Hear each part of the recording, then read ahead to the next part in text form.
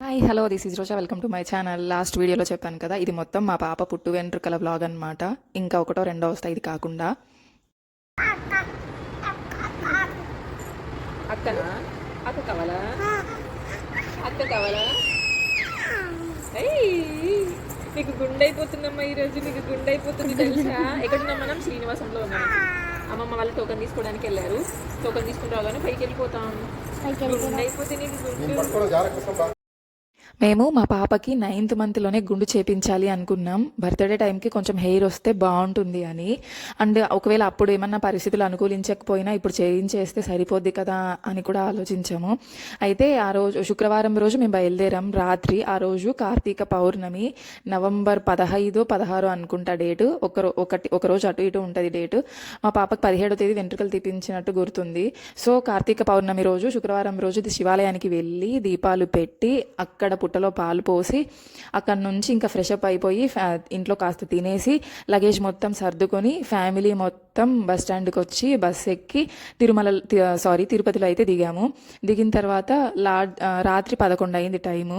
So మేము లాడ్జ్లో room చూస్తే 2nd ఫ్లోర్లో ఉన్నాయి అన్నారు. అంత పైకి పెద్దవాళ్ళు అయితే ఎక్కలేరు లగేజ్ మొత్తం తీసుకొని, కష్టం అవుతుంది అని చెప్పి మేము మళ్ళీ ఇంకా డైరెక్ట్ శ్రీనివాసంకి వచ్చేసినాము. అక్కడ హాల్లో నేను పిల్లల్ని పట్టుకొని కూర్చున్నాను మా హస్బెండ్ తోటి.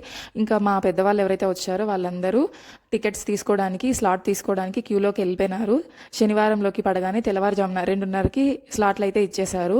దర్శనం సాయంత్రం 5 గంటలకు ఇచ్చారు. అంతసేపు అక్కడ ఏం చేస్తాము అని చెప్పి మేము ఎర్లీ మార్నింగ్ ఒక క్యాబ్ అయితే మాట్లాడుకుని అతనితోటి ఇంకా కాణిపాకం వెళ్ళినాం ఫస్ట్. అక్కడ దర్శనం చాలా బాగా జరిగింది. నేనైతే ఏం వీడియో తీయలేకపోయినా లగేజ్ మొత్తం క్యాబ్లోనే పెట్టేసినాము. అంత సీరియస్గా మొబైల్ పట్టుకొని వెళ్ళాలి అని అయితే అనుకోలేదు. ఆ టైంలో వెళ్ళిపోయి అక్కడ స్వామివారి దర్శనం అన్ని చేసుకున్న తర్వాత షాపింగ్ కూడా ఏం చేయలేదు. కాణిపాకంకి తీసుకెళ్లిన పర్సనే మమ్మల్ని తిరుమల కొండ మీద కూడా తీసుకెళ్తాను అని చెప్పి తీసుకెళ్తున్నారు.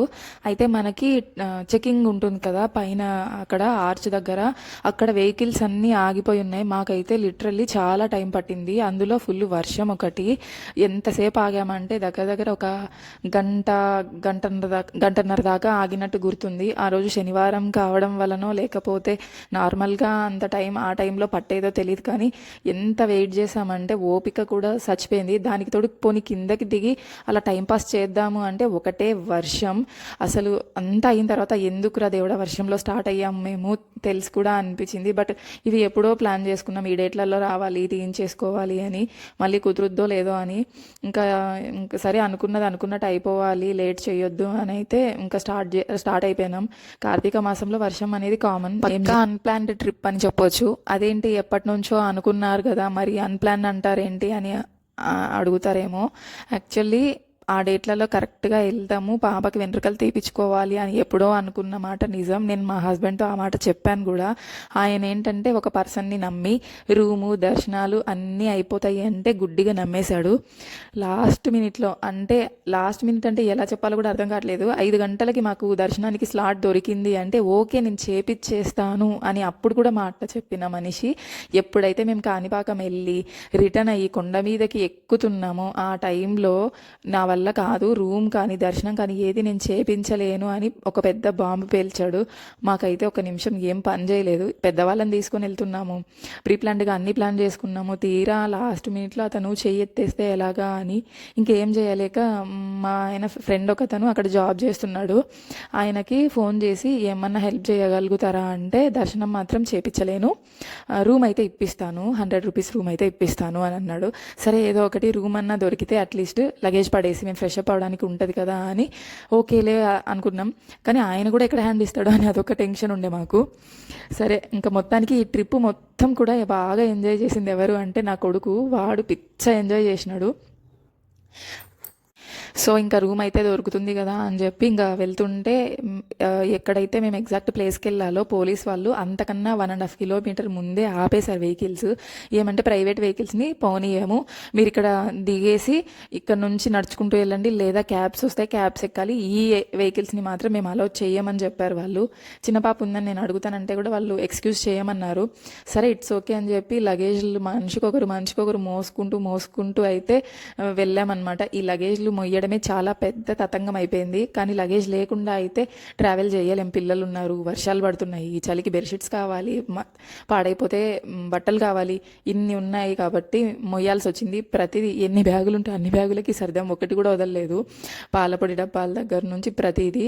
ఇంక ఇప్పుడు మొదలైంది మాకు టార్చరు. సరే ఇంక ఇంతవరకు దొరికింది కదా, ఒకటి బస్ స్టాప్ ఉంటుంది, ఆ బస్ స్టాప్లోకి వెళ్ళి కూర్చోండి అని హస్బెండ్ చెప్తే సర్లే అని అందరం గ్యాదర్ అయ్యి ఆ బస్ స్టాప్లో కూర్చున్నాం. మేము కూర్చున్న తర్వాత ఒకటే వర్షము.